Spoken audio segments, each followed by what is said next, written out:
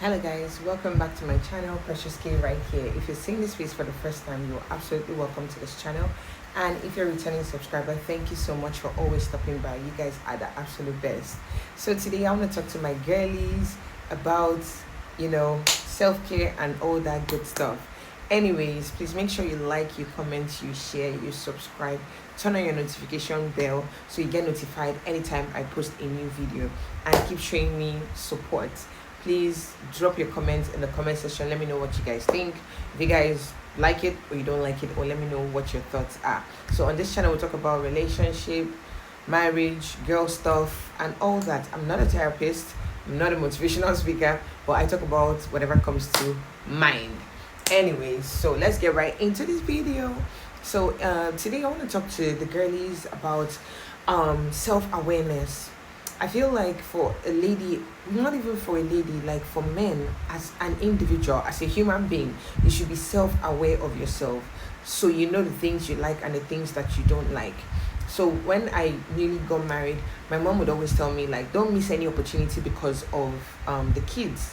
If you need someone to help with the children, or you can bring them over to me. I was living in the same city as my mom at the time, so it was very helpful. She was very helpful to me, and I just knew at the back of my mind that I can't give up. She would always ask me, oh, have you taken this course? She would see something online, maybe on TikTok or on Instagram, maybe an opportunity about career development or whatever. She would forward it to me. She was like, oh, read about this, I hope it's not scam, do your homework very well, check to make sure it's not scam, and then if it's something you can apply to it. Don't worry about the children. I don't want you to think about kids and all that. And I know for a fact that some women actually want to do some of these things, but they have they don't have anybody to help look after their children and all that. But there's always a way. If you look closely, there will always be a way. So today I just want to talk about self-awareness. And I know some women are very okay being a housewife. There's nothing wrong with that. But all I'm saying is, you had dreams and aspirations and goals before you got married. So why have you given up on that? Yeah.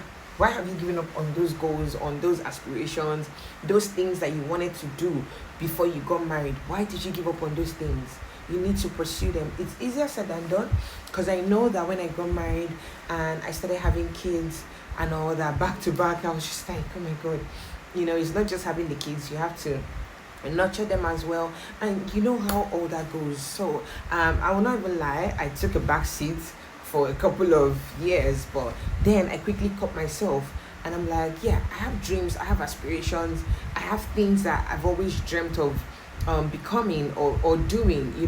So this is just my way of saying, look inwards, look at yourself. What are those things that you wanted to do? What are those things that you wanted to do before you got married? Why have you given up on them? Go back to them. You want to take that course on safety management so you can start working offshore or whatever, or so you can start working. I mean, there's so many industries, so many fields, so many certifications. Do you know that like a very short course of maybe 6 months can make you start earning thousands and thousands of dollars, millions of naira? I'm telling you, find it, go on Google, check whatever industry that you want to penetrate or you want to go into. Find out the qualifications that is needed. It doesn't have to be something you studied in school, if you know what I mean. So this is just my way of saying, like, don't never say never. Because you're married, you now have children, then you don't want to think about yourself. So when we hear soft girl era, I want to enter into my feminine stage, my feminine phase. It's not just saying it by mouth. You have to actively start working towards that feminine energy, feminine era, soft girl. You have to take, like, or someone posted something and was like, she said she likes that she's not in a hurry, like her life is not in a rush. When I read the post, I didn't really understand, and then I started reading in between the lines, and I understood what she was saying. She's in her feminine era, her feminine aura, like she's embodying it so much. She's not in a hurry aimlessly.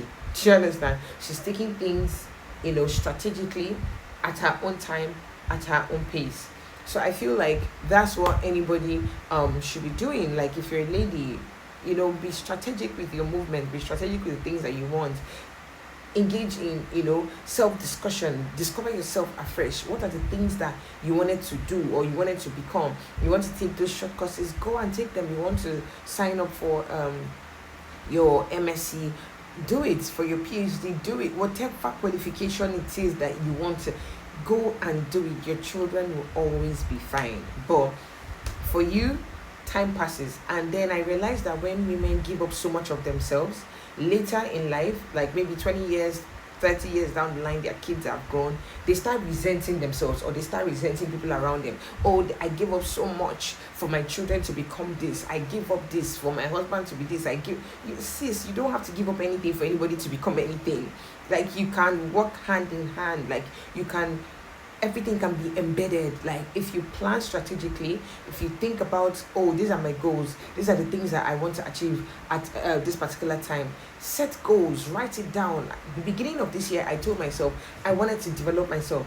I felt like I had paid my dues.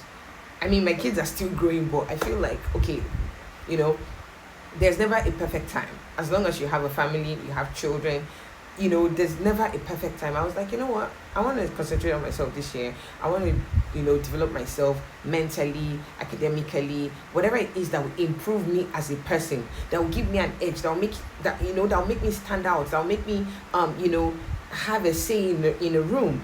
I'm gonna do that. And then I went ahead. I started registering for master classes, registering for short courses, MSc.